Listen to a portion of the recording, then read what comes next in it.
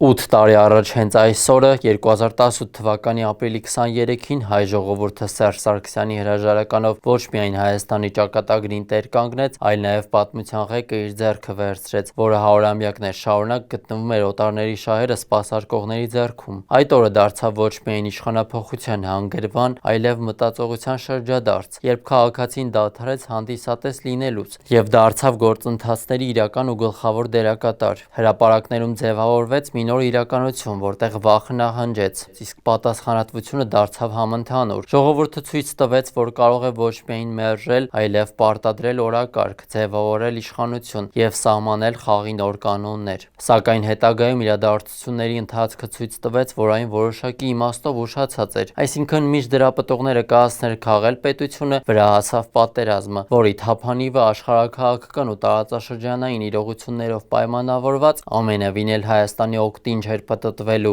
Եվ 8 տարի առաջ մերժված ուժերը, որոնք 44-օրյա պատերազմի ողբերգական կադրերը հավանաբար կրկին դարձնելու են նախընտրական հոլովակի մաս, դրան ավելացնելով Ղարաբաղի բնակչության տեղահանությունը, հունիսի 7-ին եւս մեկ անգամ բախվելու են իրենց համար դառն իրականությանը, որի հավաքական դրսևորումը այն է Նիկոլ Փաշինյանի «ճիշտ էր, ես սխալվեցի» նախադասությունն էր։ Ու հիմա որքան էլ փորձ արվի խմբագրել այդ միտքը, դրա հեղինակն ու այդ արատավոր համակարգը մերժվել է մեկընդմիշտ։